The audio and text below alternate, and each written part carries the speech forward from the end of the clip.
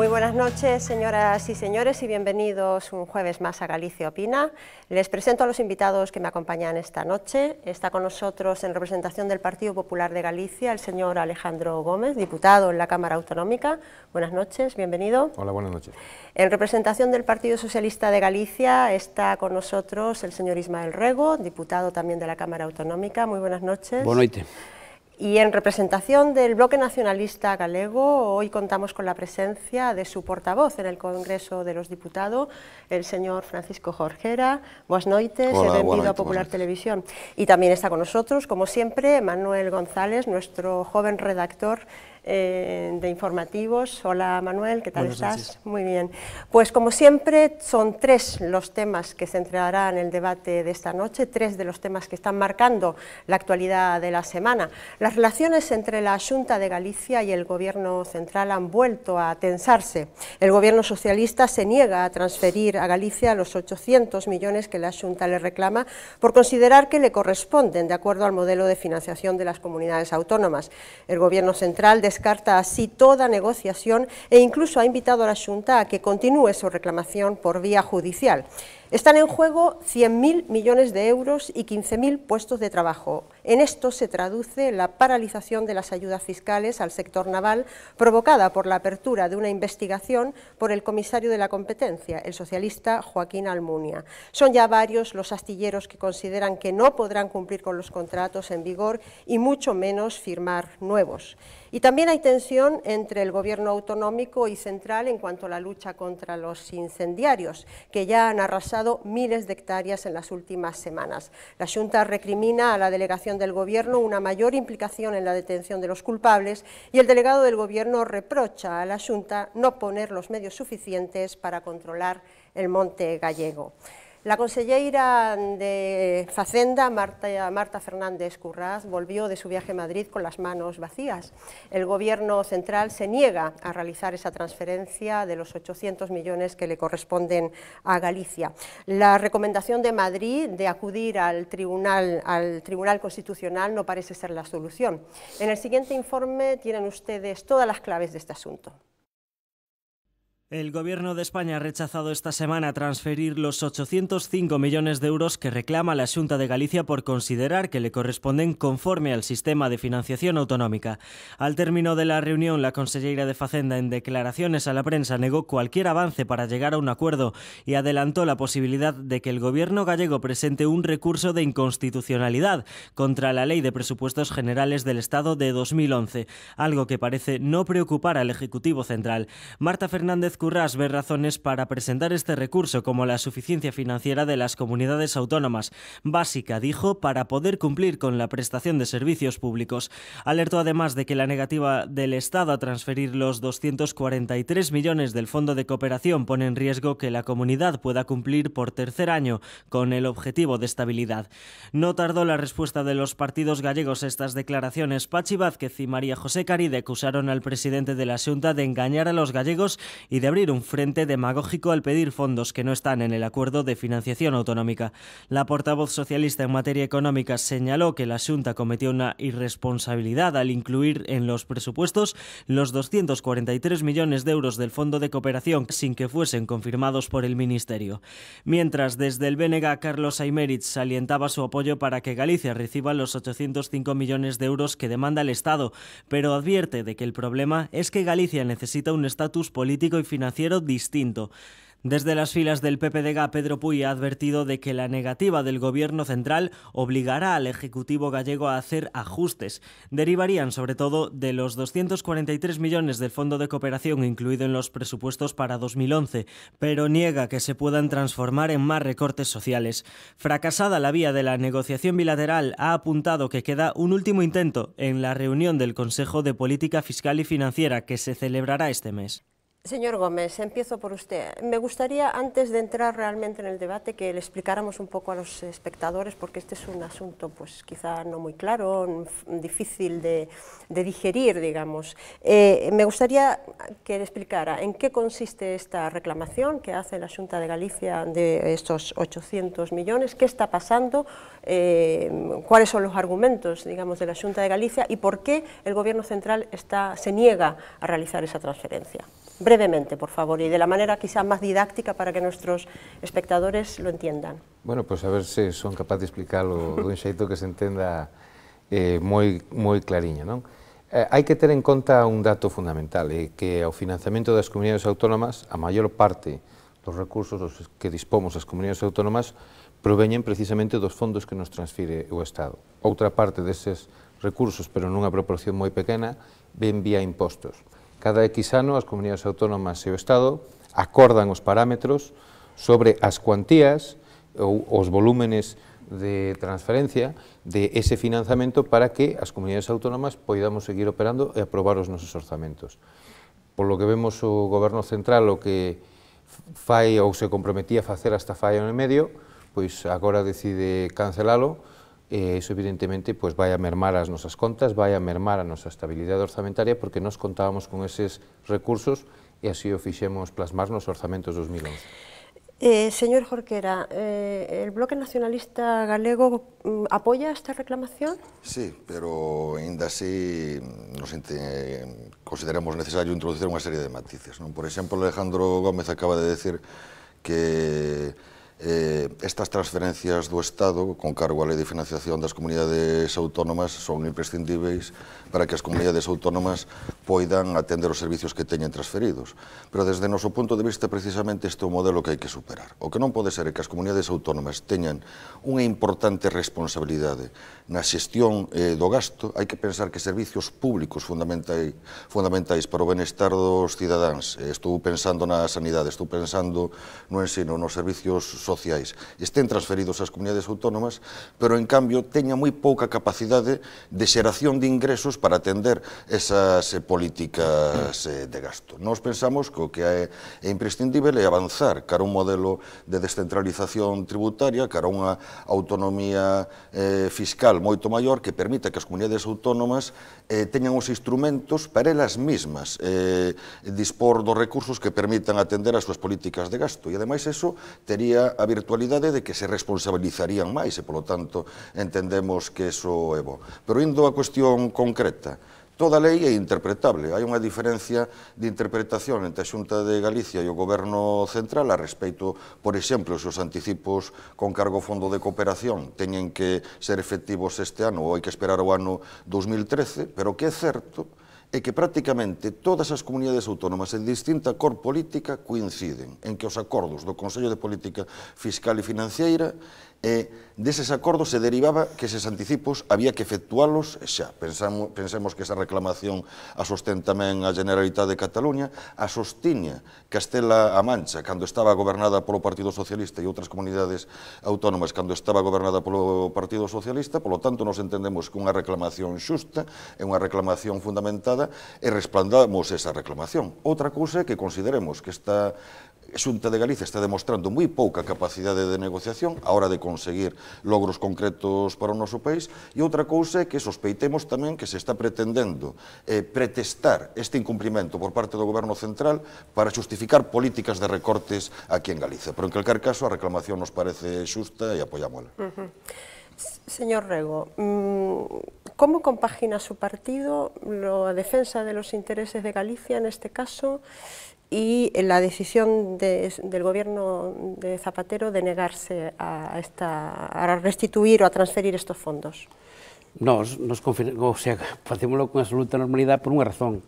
Nós, cando se negociou o sistema de financiación autonómica, pois houve un debate no Parlamento de Galicia en torno ao cual estableceron uns acordos e se estableceu un mandato para o goberno galego en torno a un acordo unánime das forzas políticas. O goberno galego foi a negociar co Goberno de España e o Consello de Política Fiscal e Financiera, desde logo con aval importantísimo, co aval unánime de todos os diputados da Cámara. Ele utilizou como estimou máis oportuno e, en función deso, acordou co Estado asinar un modelo de financiamento que deu uns resultados, daquela 600 millóns de euros.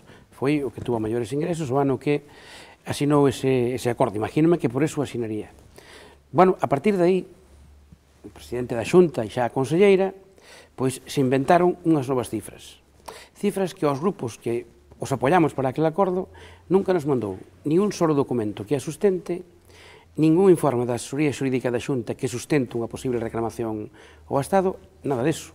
Por lo tanto, nós o que sabemos é que hai deses recursos 250 millóns de euros que están no orzamento, que son os do fondo ese de cooperación local, que hai iso interpretativo, pero a maiores deso hai outra cantidad, hasta 800 e algo millóns de euros, que naide sabe de onde a saca o presidente. Nós temos unha intuición de por que pode ser eso. Darnos a sensación de que aquí o que se busca é unha cortina de fume para facer un auténtico axuste de contas en Galicia co estado de bienestar, porque senón non hai ninguna outra razón. Senón, non habría ninguna razón para que o presidente da Xunta asinara ese acordo de financiación autonómica sin saber o que asinaba. Nós queremos pensar que o presidente, cando asinou eso, sabía o que pensaba. E logo, eu non sei se é o mellor camiño para dirimir eso a xustiza, pero cando non hai acordo neste país, hai institucións e organizacións para dirimir e favorecer a resolución deses acordos. Dá a sensación que o actual goberno non quere nin ir aí, pero tampouco quere acordar. Claro, nos parece que se firmou un mal acordo de financiamento para Galicia. La opinión de la conselleira es exactamente el contrario, claro, que el muro está... Claro, que a opinión da conselleira hoxe expresa moi ben o señor Puig Fraga. O señor Puig Fraga hoxe dícenos a todos os galegos, en representación do Partido Popular, que claro, como non veñen estas cantidades, hai que axustar recortando os servicios, sobre todo que ten que ver coa protección social, sanidade, educación e servicios sociales. Non se lle ocurre dicir, home, pero... en despilfarro, en cemento, e todas esas cousas, non se lle ocurre eso, os servicios sociales. Entonces, claro, darnos a sensación de que aquí o que se está buscando é unha auténtica tapadeira para xustificar un axuste de contas co estado de bienestar que, por certo, é o que quixo sempre a dereita no noso país. Esta pode ser, e eu penso que están utilizando como unha disculpa, creo que os ciudadanos interpretarán perfectamente o que é isto, porque nos dá a sensación de que é moi difícil que se poida justificar este nivel de diferencias en cantidades tan importantes nun sistema de financiación autonómica que se non vai fai ano e medio, aproximadamente. Bueno, le cedo la palabra porque imagino que quiere contestarle, señor Gómez. Sí, eu penso que o señor Puig dixo precisamente todo o contrario, é dicir, o que non se vai a tocar é todo o que é relacionado ás políticas de benestar. O que si se vai a tocar é seguramente os investimentos productivos. E xa o comprobaremos cando teñamos que aplicar os correspondentes axustes orzamentarios. Eu que si quero chegar é unha reflexión importante, é dicir, o que está claro é que non se pode facer unha negociación con alguén que nunca ten vontade de chegar a un acordo. É imposible que este goberno autonómico chegue a un acordo co goberno da nación cando a atitude do goberno da nación é non entenderse co goberno da Xunta de Galicia. É imposible que o goberno da Xunta de Galicia intente acadar mellores cotas de financiación cando o único que vemos por parte do goberno central do Partido Socialista é un boicot dos intereses xerais de Galicia. Vémolo en todas as leyes que se levan aprobado importantes nesta legislatura. A lei de caixas foi recurrida polo goberno central. A lei de catálogo farmacéutico foi recurrida polo goberno central. En embargantes, no último estado da autonomía, do debate da nación, se aprobou unha proposta de resolución precisamente para cumplir os acordos de financiamento con Cataluña. Pois eso mismo se debería de exixir, e vostedes se deberían de unir a iso en Galicia, a que se respeten os acordos de financiación con o noso país. O acaba de decir o señor Jorquera, todas as comunidades autónomas do Estado tiñan anotadas nas súas contas 2011 a transferencia deses fondos de cooperación. É dicir, entonces, que significa? Que se equivocan as 17 comunidades autónomas excepto o goberno central ou que se equivoca o goberno central? Se equivoca o goberno central. Aquí o problema, señor Rego, é que vostedes, dende o goberno da nación, o que queren é trasladarlle o déficit do Estado ás autonomías. Iso é o que vostedes queren facer, trasladarlle o déficit do Estado ás autonomías. E aínda se hai autonomías que cumplen coa estabilidade orzamentaria e cos obxectivos de déficit. E dentro desas autonomías está Galicia e está Madrid. É dicir, o que fai o goberno central é botar valor fora, deixarlle as malas contas ás autonomías e que sexan eles as que arreglen a mala xestión do goberno central. Bien. Sí, a min gustaríame facer algún comentario. Insisto en que nos respaldamos a reclamación, pero tamén pensamos que é necesario un pouquiño de coherencia por parte do Partido Popular. Eu vou intentar explicar por qué. Eu, en función da miña responsabilidade política, da miña condición de diputado no Congreso, como é evidente, teño que estar moitos días en Madrid. E ali o que vexo, desde ámbitos do Partido Popular, desde medios de comunicación claramente vinculados ao Partido Popular, é unha campaña que pretende presentar as comunidades autónomas prácticamente como a culpable de todos os males, como se as comunidades autónomas fosen estruturalmente despilfarradoras E unha campaña que o que pretende é unha recentralización do Estado, que se asenta ademais en falsedades, porque, por poñer un exemplo, a porcentaxe da débeda pública atribuíble ás comunidades autónomas do conxunto da débeda pública das administracións públicas é moi inferior á porcentaxe do gasto que teñen a responsabilidade de xestionar. Entón, o que emprazo o Partido Popular é que se aclare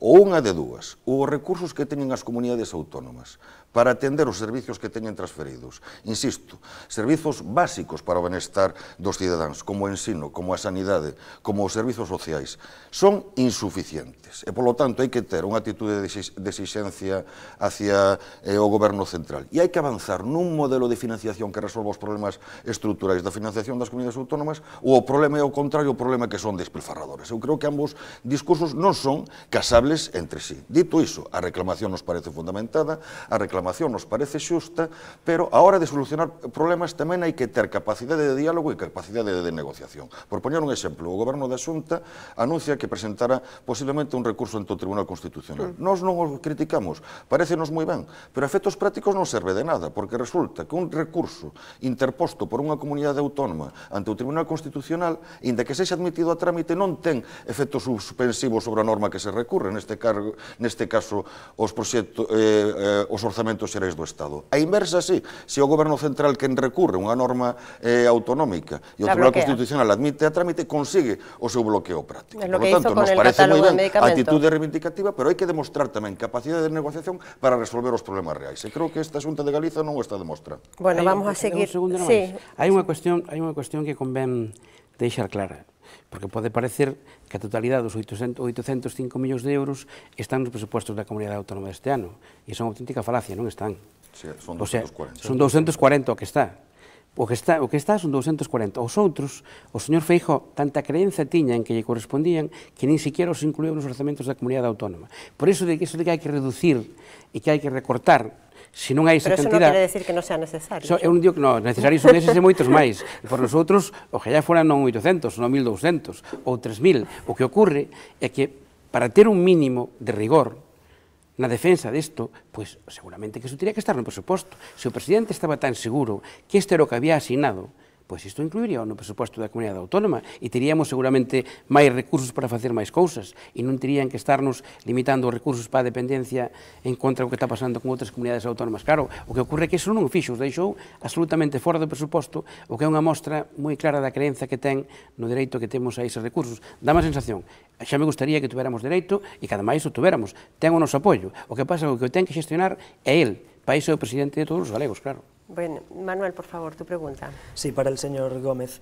¿Cree que con un gobierno popular en Madrid sería posible plantear una reforma del modelo de financiación autonómica? Sí, que con un goberno popular en Madrid vai ter que plantexarse non só unha reformulación do financiamento autonómico, senón seguramente tamén do que é a organización territorial do Estado. É dicir, temos un modelo de organización territorial, un modelo administrativo que hai que repensalo para que sexa eficiente, para que sexa sostible e para que non cheguemos á situación na que estamos agora. Agora, non hai que confundir un debate do que debe de ser unha reformulación do sistema para que sexa viable e sostible co que foi unha mala xestión ao longo destes anos dos recursos públicos, porque comprobamos como ao longo destes últimos anos se aproban unhas contas que eran ficticias por parte do Estado e por parte de moitas autonomías. E por iso tamén nestes momentos pois temos graves problemas económicos e España é un dos países que está no punto de mira dentro do conxunto a nivel mundial da crise económica. Este tema evidentemente dará para no uno, sino muchísimos debates de aquí a que se pueda plantear realmente y seriamente una reforma de ese modelo de financiación. El sector naval gallego pasa por un momento crítico y tanto la Xunta como los sindicatos exigen al Gobierno central que se comprometa con el sector y defienda los intereses en Bruselas. Vemos todos los datos de este asunto en el siguiente informe. La Comisión de la Competencia de la Unión Europea tiene paralizado desde la semana pasada el sistema de bonificaciones a la construcción de buques que se aplica en España desde 2003.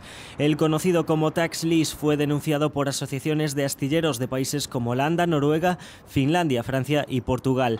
Lo que para estos países es una ventaja que vulnera la competencia, para España es un instrumento financiero que sostiene la construcción naval y que permite competir también con empresas chinas o coreanas. Los astilleros gallegos surgen alternativas para evitar el parón mientras Bruselas decide si el tax lease es compatible con la normativa europea. El sistema actualmente suspendido ahorra a los armadores entre un 20 y un 30% del precio. Desde Galicia se pide meter prisa a los responsables comunitarios para que resuelvan en el menor plazo posible la investigación sobre un régimen fiscal vigente en formas similares en muchos países comunitarios. Los astilleros no aceptan que se considere este sistema como una ayuda estatal y prevén solicitar una compensación por la suspensión del tax lease. Los empresarios vigueses calculan que están en peligro unos 520 millones de euros.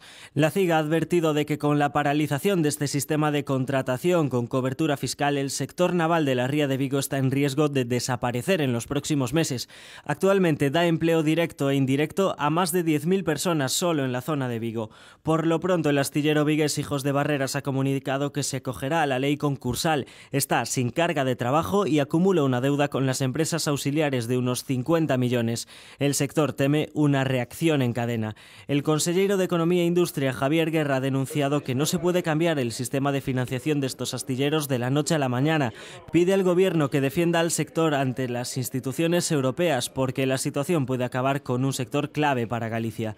El delegado del Gobierno, Miguel Cortizo, ha apuntado que el ministro de Industria, Miguel Sebastián, ha planteado una propuesta similar a la francesa para que desde Europa no se bloqueen las ayudas mientras está recurrido el sistema que tenía nuestro país.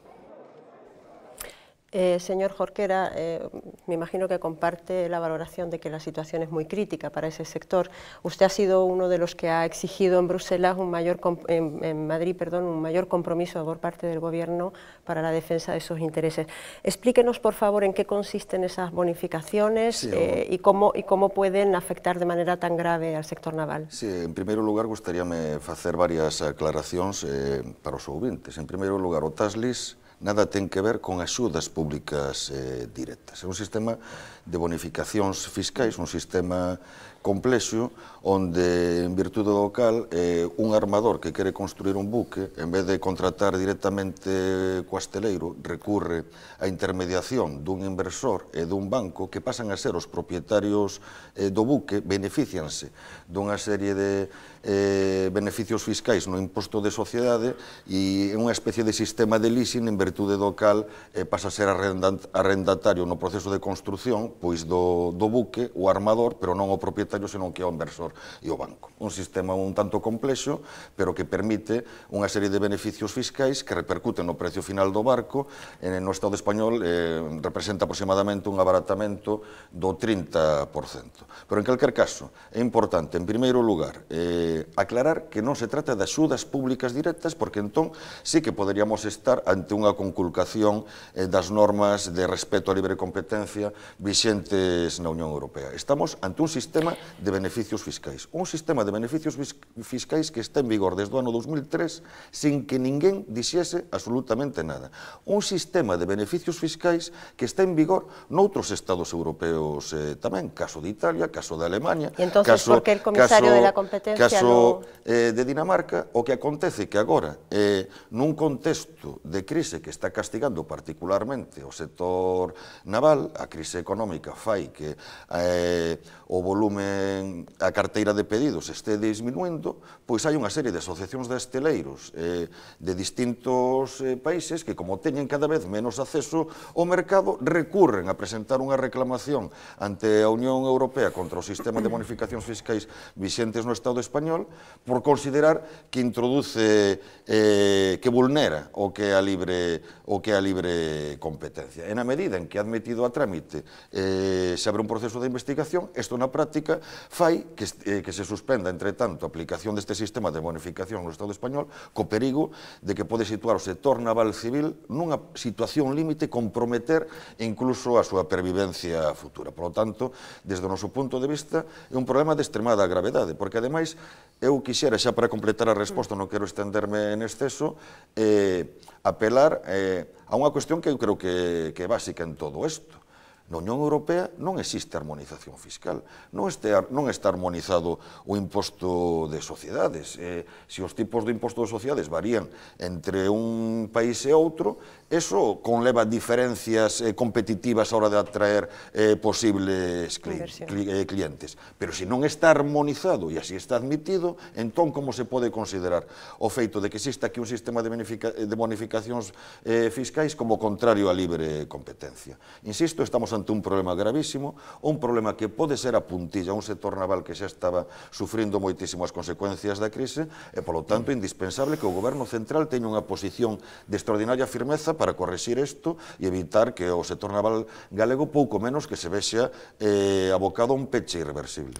Señor Rego, dos preguntas. Por una parte, el papel que está jugando en este caso el comisario de competencia, el señor Joaquín Almunia, deberíamos pensar que debería haber una sensibilidad particular ante esta situación, es decir, ¿por qué considera que puede vulnerar la competencia? Y por otra parte, ¿cuál va a ser, cree usted, la actitud del Gobierno de Madrid ante esta solicitud de Galicia? No, vamos a ver, eu creo que isto nace, como se acaba de explicar, dunha denuncia de 4 ou 5 países, entre os que está Portugal, Finlandia, Francia, e penso que Noruega e algúns outros que fan unha denuncia. E claro, esa denuncia ten unha tramitación dentro da Unión Europea, esta é unha decisión que non se adopta solamente para España, se adopta para España e para os países que estaban aplicando este sistema de bonificacións fiscales, non é algo que afecte solamente a España.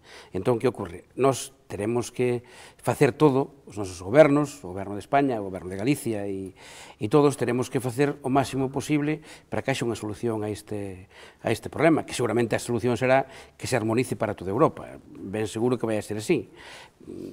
Ou algo parecido. Ahora, en tanto en cuanto non se fai, pois o lóxico é que esta suspensión se levante, e que se levante de xeito inmediato. Imagínome que todos traballaremos para que o Goberno de España en esta negociación pois teña éxito e que... ¿Eso quiere decir que puede haber una postura común del Parlamento gallego? Sí, non teria que haber ningún problema para eso. Imagíneme que habrá unha postura común igual no Parlamento español, porque estamos diante dunha situación que vimos utilizando, se viña utilizando, e o actual Goberno de España tiña en marcha esta solución, pois non ten por que darse marcha atrás en ela, salvo que haxa decisións comunitarias que nos afectan, porque hai reglas de xogo que temos que acatar, e, lóxicamente, o que debemos de facer é que, no ámbito da aplicación desas reglas de xogo, pois seña o menos lesivo posible para os nosos intereses en este tema, e o que espero é que esta suspensión se levante o antes posible e que logo despois se resolva da mellor maneira posible, tamén dereitos que seguramente teñen os países que reclaman, que seguramente que no dereito comunitario e cando nosotros reclamamos en función dos nosos intereses, pois lóxicamente nos parece ben, pero tampouco nos ten que parecer mal cando outros reclaman en función dos seus. Sí, de todas maneras la Unión ya nos ha demostrado que, bueno, que hay varias Europas y el peso específico de cada Estado no es el mismo, ¿no? Es decir, hace poco el tema de los pepinos es una clara demostración de que no pesa lo mismo Alemania que España, ¿no? A la hora de negociar. Hay que preguntarle al gobierno conservador alemán. Seguramente. Señor Gómez, su opinión, por favor. ¿Usted cree que España va a tener la suficiente fuerza, firmeza para exigir que se levante esta suspensión? ¿O nos enfrentaremos dentro de unos meses a un conflicto social importante en Vigo, ¿no? O primeiro, eu penso, se vostede me permite, que hai que preguntarse se o goberno realmente está implicado e involucrado en solucionar este problema.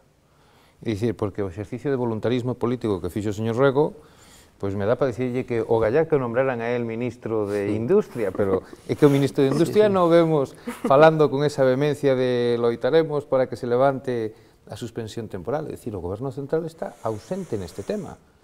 O goberno central, xa o vimos en outros decisións que adoptou, é dicir, defende sectores estratégicos como o carbón noutros puntos do Estado, deixa a vontade da nosa sorte os nosos sectores estratégicos, e o mesmo está ocurrindo neste caso cos estaleiros. É dicir, ao goberno do Estado non se lle está vendo defender eses sistemas de bonificación ante Europa. Non se lle está vendo traballar conxuntamente pois coa Xunta de Galicia e as outras autonomías que teñen o mesmo problema para presentarse ante Bruselas e defender ese sistema de bonificacións fiscais para, como ben dixo o señor Jorquera, financiar a construcción.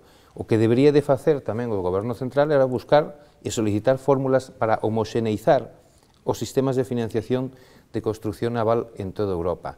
Debería de sentarse cos bancos inmediatamente para explicarlle que ese famoso tax lease non ten a súa suspensión non ten carácter retroactivo e buscar outras fórmulas de financiamento. Pero como aquí, en función de quen sexa o perxudicado ou de quen se perxudique, pois vemos que este goberno actúa dunha maneira ou actúa doutra. Neste caso, está botando valor fora e mira para outro lado. Se eu quixera facer algún matiz, creo que o que dixo o señor Rego é erróneo, creo, sinceramente. As asociacións de esteleiros dos países que el mencionou, a quen denunciaron foi a España. O proceso de investigación aberto se refire única e exclusivamente ao Estado español e, polo tanto, na práctica, isto ten efectos suspensivos única e exclusivamente no Estado español, o cal dá lugar a algo que, se se me permite a expresión, case psicodélico, non? Porque que está acontecendo? Que, por unha banda, se apela a que este sistema de bonificacións altera a libre competencia, pero na medida en que esta denuncia consigue paralizar a súa aplicación no Estado español, cando hai sistemas de bonificación fiscal que siguen en vigor noutros países, agora que se atopan os asteleiros galegos é que están nunhas condicións competitivas moito peores. Co cal é un dato máis para enfatizar a importancia de actuar con urxencia para resolver este problema, porque senón podemos estar ante feitos total e absolutamente irreversibles. Vostede comentaba se é posible unha posición unánime no Congreso dos Diputados. Xa houve un pronunciamento unánime no Congreso dos Diputados. Hai 3 semanas se debatía unha moción presentada polo BNG sobre a situación dos nosos asteleiros, que incluía entre os distintos puntos un punto no que se instaba o Goberno Central a defender en Bruselas que non se introduza ningún cambio na normativa fiscal no Estado español relativo ao sector naval civil polas consecuencias tan negativas que isto tería, e máis, no debate de política xeral, no chamado debate do Estado da Nación, aprobouse tamén en instancias do BNG unha resolución aprobada por unanimidade que incluía un mandato ao Goberno Central neste sentido. Eu non quero ser prexuicioso, porque tamén tivo o apoio do Grupo Socialista e o Goberno comprometeuse que iba a traballar nesta dirección. Simplemente vou formular un desexo, que o faga con moito máis interés, con moita máis firmeza, con moito máis contundencia de como o fixo para defender que se levantasen as limitacións que pesan sobre os asteleiros públicos, en particular o asteleiro de Fene, que tamén había un mandato firme do Congreso dos Diputados nesa dirección, incluso para que se aproveitara a presidencia española da Unión Europea, para que esta fora unha cuestión total e absolutamente prioritaria, e desde logo consideramos que o Goberno Central non actuou en consecuencia. Bueno, hai unha cosa aquí que estamos plantexando o tema como se isto do Goberno español, que unha vez máis, pois fora o mal que nos quere Galicia. Se non estou equivocado, e podo estalo, isto afecta a todos os esteleiros de España. Non afecta solamente aos galegos. Por tanto, non é unha persecución do Goberno de España, nin do Comisario Europeo, a que nos quere tan malísimo aos galegos que nos quere hundir a todos. Non é iso, Isto afecta a todos os esteleiros de España. Non se trata de que o Goberno español queira non sei que en que comunidades, como se acaba de decir, que non ten ningún sentido. Trátase de unha medida que nós temos que buscar toda esa argumentación máxima que acabas de explicar aquí ben para que se suspenda o antes posible, pero que correspóndese a unha denuncia de 5 países da Unión Europea que, lóxicamente, entenden que tamén teñen dereitos e que non están de acordo con este sistema. Ou simplemente, ao mellor, o queren países tamén. Se o queren países tamén, terán que implantalo. Bueno, pois de todo iso habrá que facer, e ao mellor nós nos oponemos e nos parece ben que se faiga unha armonización para toda Europa, seguramente iso sería o mellor de todo. Pero non pensemos tamén en isto, como en casi todo, como se alguén estuvera maquinando en Europa, en España e en todos os sitios, e especialmente Zapatero, só le faltaría, contra Galicia e contra os galegos. Pois miren, non. Esta vez afecta a todos os esteleiros de España. Non fai falta que cheguemos aí. A mí non me gustan os simplismos, e desde logo eu non vou caer nese simplismo, sería un simplismo pensar así. Isto, de todas maneiras, o que é certo é que afecta singularmente a Galiza, porque o sector naval civil galego representa máis do 50%. Pero en Andalucía non afecta, Sí, non, pero deixeme acabar o argumento. Eu creo que o problema non é tanto unha actitude de persecución con respecto a Galicia, como un sector económico que para Galicia é estratégico, moitas veces na visión que existe a nivel de Estado, en cambio, ten unha consideración de sector marginal. E, polo tanto, non se lle dá importancia na definición das prioridades da xenda que se lle dan a outros sectores. Nese sentido, o exemplo do carbón sí que me parece un exemplo afortunado. Non é tanto, pois, unha actitude persecutoria, eu creo que sería infantilismo e simplista razonalo así, pero que se tende a considerar o sector naval como un sector marginal, como un sector prácticamente a extinguir. Claro, o problema é que en Galiza ese sector é un sector do cal depende un volume moi importante de emprego, do cal depende un volume moi importante do noso Produto Interior Bruto, eso que pode ter unha consideración marginal a nivel de Estado, en cambio para Galiza é estratégico. E, polo tanto, nós o que reclamamos é que se lle dé tamén ese carácter estratégico a nivel de Estado e, polo tanto, se asuma realmente como unha prioridade, non este na axenda de prioridades do Goberno Central facendo unha caricatura no posto número 48. E creo que moitas veces o problema é ese. Pero cando se puxeron este sistema fiscal, non sería por eso, porque tamén se consideraba un sistema estratégico, porque o sistema fiscal puxose. Esta compensación a fiscalidade puxose, verdad? Bueno, pois se puxo en Galicia e en España sería porque se consideraba estratégico en Galicia e en o resto de España. Ahora, pois, desgraciadamente, temos problemas e houve que suspendela.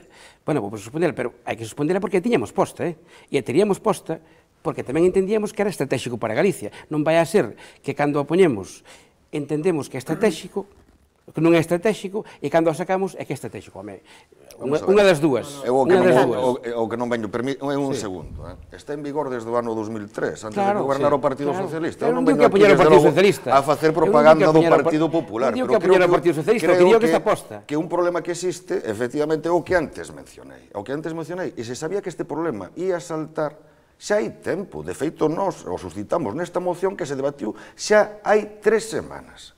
E eu descoñezo, pese que houve ese acordo por parte do Congreso dos Diputados, de que xestión fixo o Goberno Central. O Goberno Central, pese a que fomos nós os que levamos esa iniciativa, os que conseguimos que se aprobase esa moción e que se aprobase tamén esa proposta de resolución, de momento non nos informou de nada do que estaba facendo para procurar corregir esta situación. El comisario Almunia estuvo aquí hace 10 días, creo, ¿no?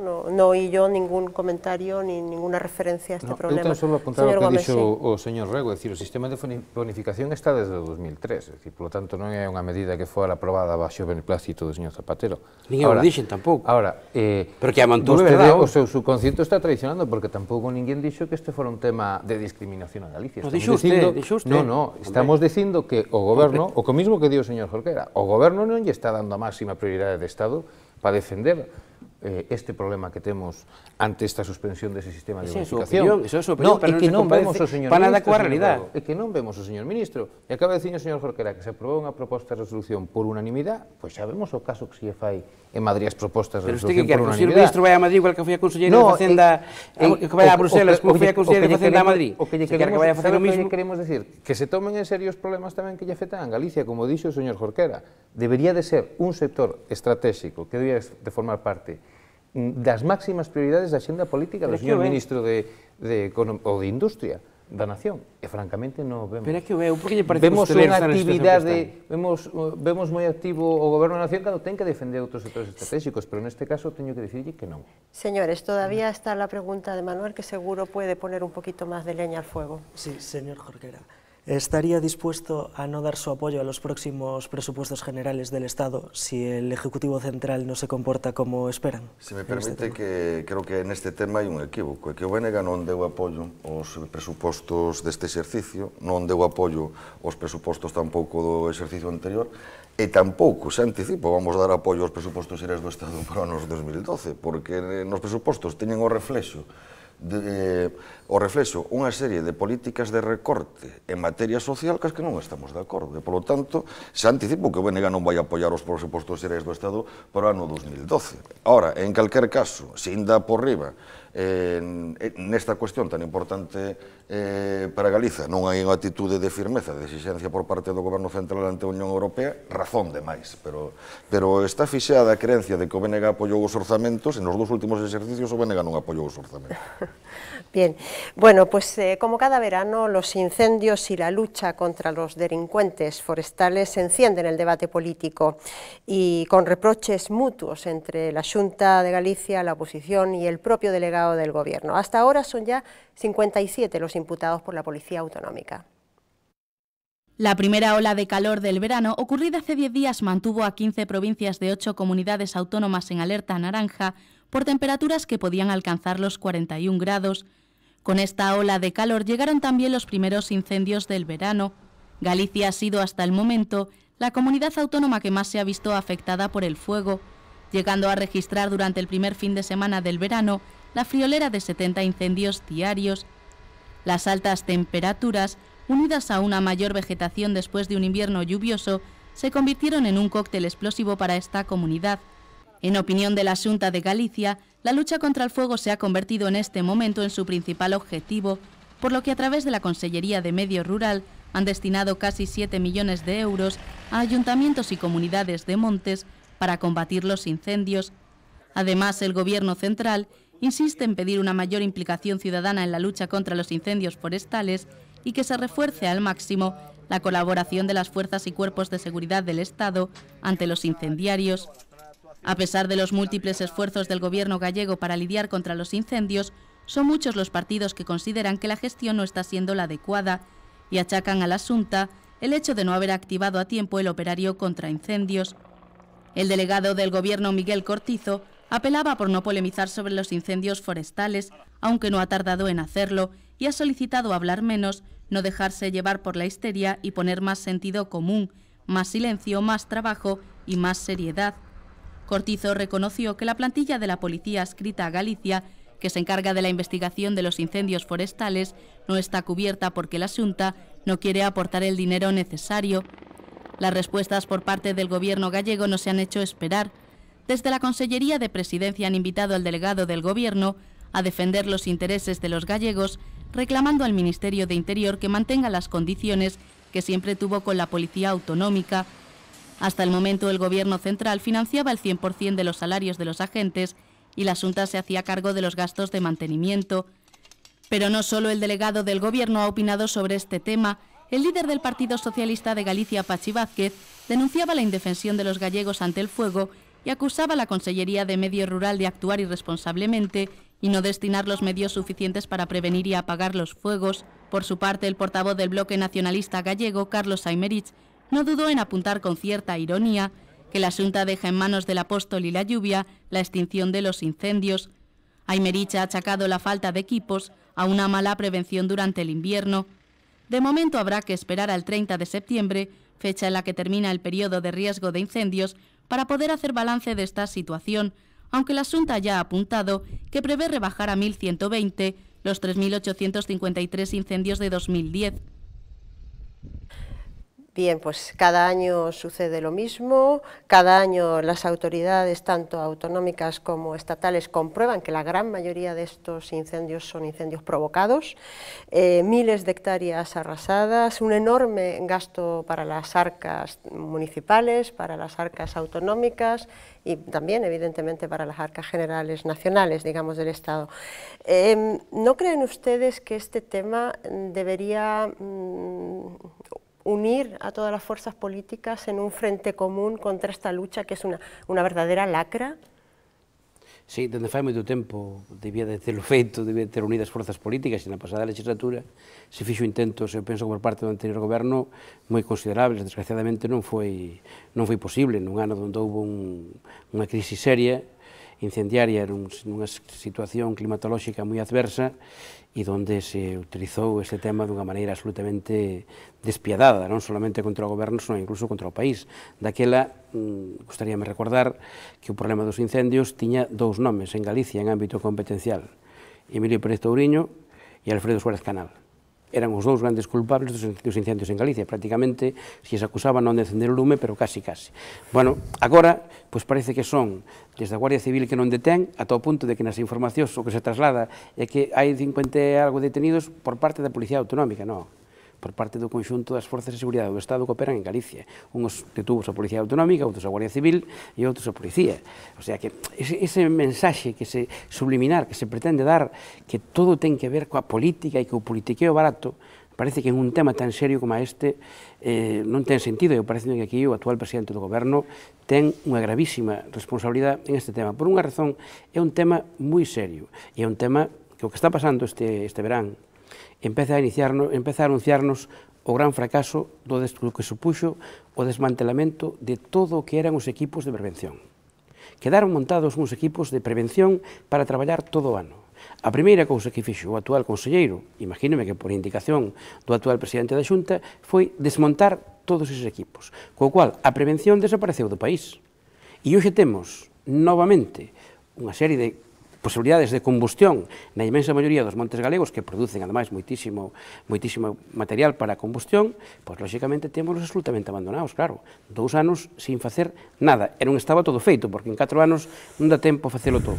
Claro, pero levamos 2 anos perdidos, e agora, pois, nos atopamos en que hai que volver novamente a aquilo que se parece moito á industria do lume, e a nós eso nos dá moito medo, porque que nun país se empeza a percibir que se está creando unha industria en torno ao lume, penso que a industria ten que ser en torno á prevención, ao cuidado e ao mantenimento do monte. Ter unha política forestal axeitada e ter unha política forestal que teña acorde coas singularidades que ten o noso país tamén en materia incendiaria, pola climatoloxía, pola facilidade que ten para producir biomasa e todo isto. Bueno, pois, todo isto desmantelouse e agora estamos vendo os resultados. Claro, agora pasa a botarse a culpa uns ou outros. Non, mire, a Administración do Estado ten en Galicia, tuvo en Galicia estes tempos todos os medios. Por que os tuvo todos? Porque da Xunta de Galicia non o sabía, non estaban contratadas nin as brigadas. Algúns ainda estaban facendo cursiños. Bueno, tuveron os do Estado que teñen que estar en Galicia como calquera parte do Estado, teñen que estar onde hai problemas. Pero tuveron todos aquí.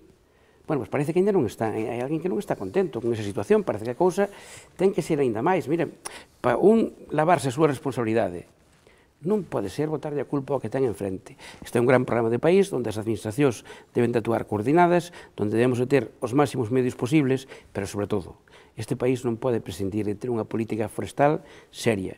E o señor Núñez Feijóo, eu penso que cometeu a grave irresponsabilidade de desmontar o xermen de política forestal que deixou en marcha o anterior goberno e que estaba moi basada na repoboación e na reforestación e no que ten que ser co cuidado e limpeza dos montes e que, desgraciadamente, esa política desapareceu. Señor Gómez, yo supongo, ya nada más ver su cara, que no está de acuerdo, no comparte en absoluto las opiniones del señor Rego. No, voulle dicir unha cousa, estou de acordo co primeiro que dixo, porque nos comenzou recoñecendo que o 2006, co bipartito, foi o peor ano dos últimos 25 anos en canto o volumen de masa forestal calcinada, non? É dicir, foron preto de 100.000 hectáreas e foi unha auténtica catástrofe medioambiental, o cal ven a calificar cal foi o balance do resultado da súa política forestal. É dicir, aí empezou ben, pero cando segueu desenvolvendo o seu discurso, a súa explicación,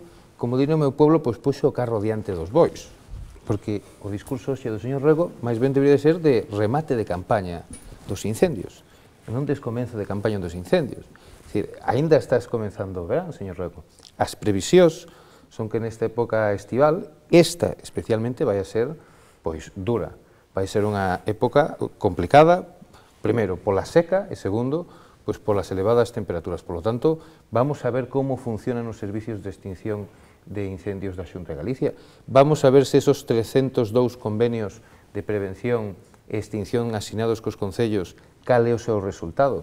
Por o momento, señor Rego, nestes 2 anos, por parte deste goberno, non se dou ninguna situación como a do 2006.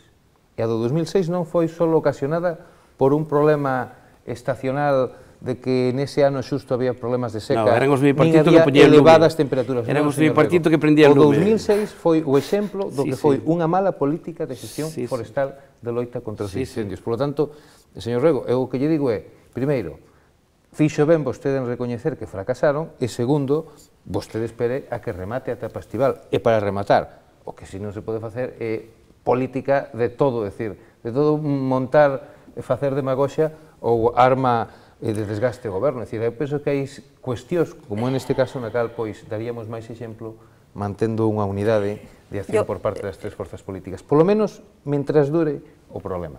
Yo creo que todos los espectadores y los ciudadanos lo que esperan es mirar a lo que queda de verano, y no solamente este verano, sino todos los veranos que vengan, ¿no? Parece increíble que llegado el mes de mayo o de junio nos estemos preparando siempre para la catástrofe, ¿no? Señor Jorquera. Sí, a mí me gustaría comenzar formulando un desexo, porque quero moito este país, e é que o desexo é que o 2006 siga sendo, pasado este ano e pasados varios anos, o ano no que máis incendios houve. En calquer caso, quero recordar que no ano 2006 se deron unha serie de circunstancias, elevadas temperaturas, prolongadas durante boa parte do verán, elevada sequedade ambiental, importante velocidade do vento, que o cóctel perfecto para que se propaguen os incendios, sinda por riba hai incendiarios. Pero como quero moito este país, oxalá siga tendo o récord o ano 2006. Eu estou de acordo en que sería desexável nesto unha política de unidade. Creo que botar a culpa ao delegado do goberno e ao dispositivo dependente del non é o mellor exemplo. E o que é certo, desde o meu punto de vista, por suposto, é o que dixo o señor Rego. Aquí houve unha reorientación da política forestal, na medida en que se volve a apostar por especies de crecimento rápido, que son especies que se propagan co lume, que incluso hai quen se beneficia de que ardan os montes, porque esa madeira é aproveitável para moitos usos e se pode adquirir máis barata, aínda que ardan eses montes de especies de crecimento rápido, entón se está xerando esa perversa industria do lume. Pero ao mesmo tempo, se se opta por desmantelar as políticas preventivas, non se contratou ningunha brigada do SEAGA para labores de limpeza e prevención, non se limpou ningunha das áreas de protección que rodean os núcleos de poboación e que definía o diseño do goberno anterior. Aínda, a día de hoxe, non se contratou o reforzo do verán.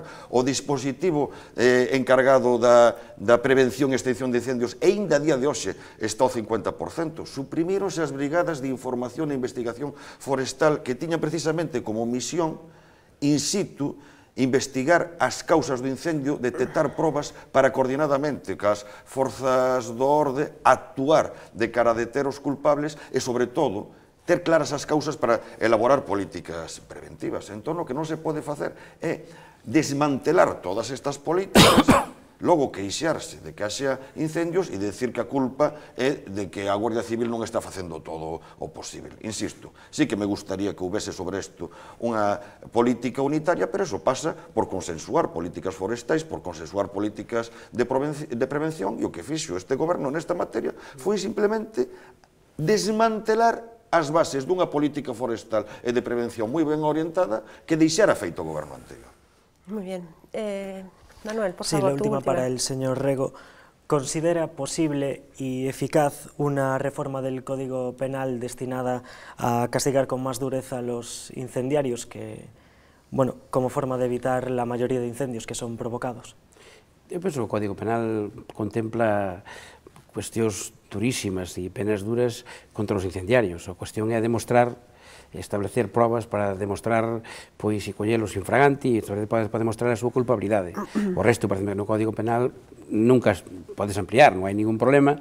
O que ocorre é que modificar o Código Penal para cada cuestión puntual e andar movendo o Código Penal ao socaire de cada actuación punitiva, pois parece cando menos un pouco estrano, pero nós non nos opoñemos a estudiar esa posibilidade. De todas as maneiras, eu penso que o gran problema que temos non é o Código Penal. Eu penso que o gran problema que temos é que o noso país ten singularidades concretas na produción de biomasa, porque ten a súa climatoloxía, e ten, lóxicamente, esas singularidades pois teñen que ser contempladas en torno a unha política forestal determinada. E, por tanto, podemos unirnos, pero non nos podemos unir en torno ao lume. Temos que unir en torno a unha política forestal axeitada para que o lume non se produza, porque isto hai situacións e países que son similares ao noso que non teñen este problema coa virulencia que o temos en Galicia todos os blancs. Por qué? Porque hai unha determinada política forestal que ten que ver co cuidado, coa atención do monte, coa posta en valor do monte, coa limpeza dos montes. Seguramente que os recursos que estamos gastando en apagar lumes todos os anos, que é unha cantidad increíble, eses recursos, igual, se unha parte deles é importante, os dedicáramos a subvencionar a xente, e o goberno anterior tiña dado pasos para que tuvera o seu monte limpio, visitable en algunhas zonas e áreas do país, incluso visitable, pois eu creo que eso axudaría moitísimo, pero aquí a lei que anunciou o actual Conselleiro de Agricultura camiña absolutamente na dirección contraria. Está falando de modificar a actual lei de montes para reducir o acercamento do que son os espacios, as masas forestales ás casas. Chegar a que se poida facer unha masa forestal a 30 ou 50 metros dunha vivenda habitada. Claro, isto é unha auténtica temeridade. Pois iso acaba de denunciar o presidente da Xunta e o Conselleiro de Agricultura de Oviedo Rural. Nos queda, perdone que le interrumpa, nos queda poquito tiempo. Imagino que, bueno, una vez más, estamos tocando temas que dan por sí solos para un Galicia Opina monográfico, ¿no? Desde luego, tomamos nota, lo hablamos después del verano, que es cuando realmente hay que elaborar políticas a largo plazo, me imagino. Nos queda muy poquito tiempo, damos paso pues a nuestra sección de todos los jueves de La Calle Opina. Estos son los testimonios que hemos recogido esta semana.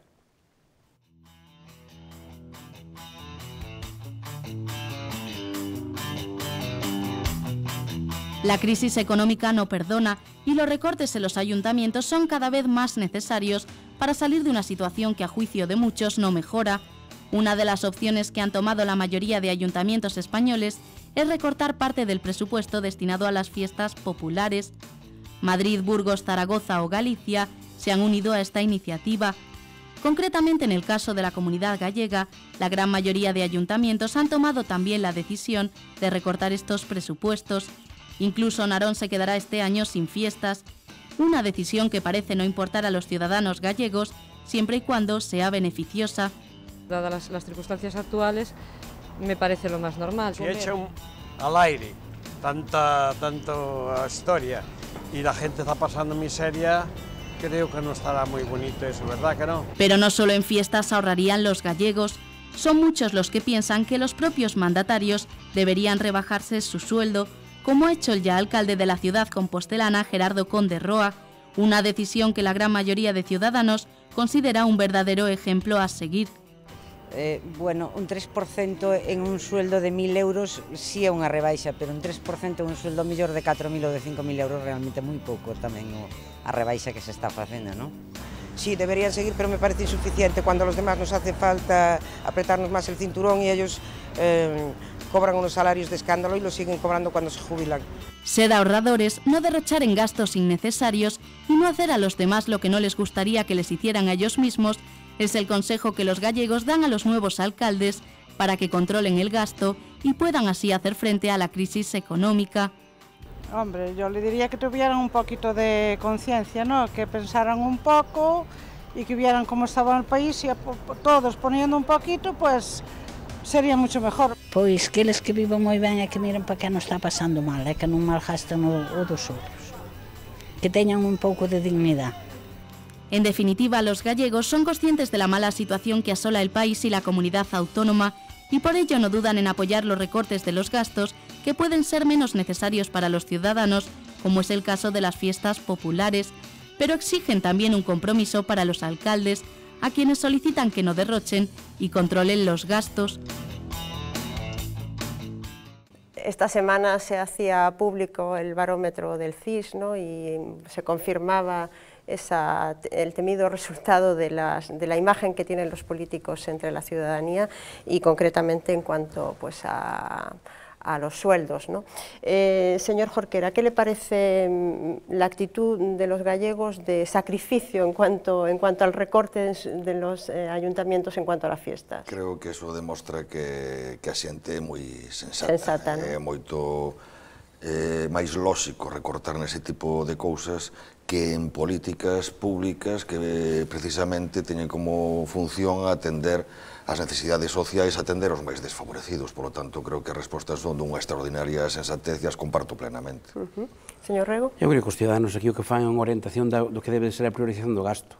Eu parece que fan, ademais, unha boa orientación. Cando hai momentos de dificultade, sempre hai que prescindir daqueles recursos que son máis prescindibles, en que isto quere decir que tamén en torno ás festas non haxa exposicións culturales importantes, que tamén é razonable potenciar, pero seguramente o que hai que facer é prescindir daquilo que é menos relevante en momentos de dificultade, e, por tanto, eu penso que foi un tema sensato. Outra cousa distinta é esa opinión que vin aí do alcalde de Santiago, que a mí me chamou a atención a súa rebaixa do soldo, do 3%, dicía el. O que ocorre é que hai unha coletilla detrás deso. Dice que ese 3% o pode recuperar ou incluso subilo en función do cumprimento de obxectivos.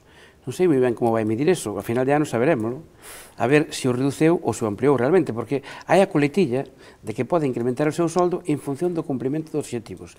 E o cumprimento dos obxectivos dun alcalde debe de ser ben singular valoralo. Primeiro, habrá que saber que ano vai valorar, porque se o valora el é unha cousa, se o valora o conxunto da corporación será outra, e desde logo se o valora os ciudadanos en función do apoio que lle será outra distinta, pero chamou moita atención ese tema de en función dos obxectivos. Sonome un pouco ao señor Lendoiro como presidente do Deportivo. Señor Gómez. Bueno, vexo que o señor Rego non só podería valer como ministro de Industria, senón tamén como voceiro da oposición en Santiago. Xa fui. Vostede tranquilo, señor Rego, que vai a gañar menos que o señor Bugallo, deso vostede estea tranquilo. Sin dúbida alguna é un feito, como tamén é un feito de que se van a reducir o número en gastos de asesores, se van a reducir os gastos en funcionamento, pois supoño que de casi todas as corporacións locais, e evidentemente a percepción da xente é a correcta, é dicir, estamos en un momento moi difícil e o que temos que facer todos é apretarnos ese cinturón. Ahora o caso é facelo con inteligencia e a quen lle corresponde administrar facelo como bo administrador, e como di o noso presidente, pois toca facer máis con menos. Muy bien, pues no tenemos ya más tiempo, ha sido un debate muy interesante y les agradezco a todos su presencia. Señor Jorquera, espero contar con usted en otra ocasión. Encantado, muchas gracias. Señor Gómez, a usted, ¿qué más le voy a decir? Ya es un habitual de la casa, con lo cual pues espero tenerle con nosotros otra vez. Gracias. Lo mismo le digo al señor Rego, que regularmente asiste a este programa. Muchas gracias por los comentarios y las ideas aportadas, y a todos ustedes muchísimas gracias por su atención. Les espero el próximo jueves, que esta vez sí será ya el último programa de la temporada. Les espero el jueves a las 10 de la noche.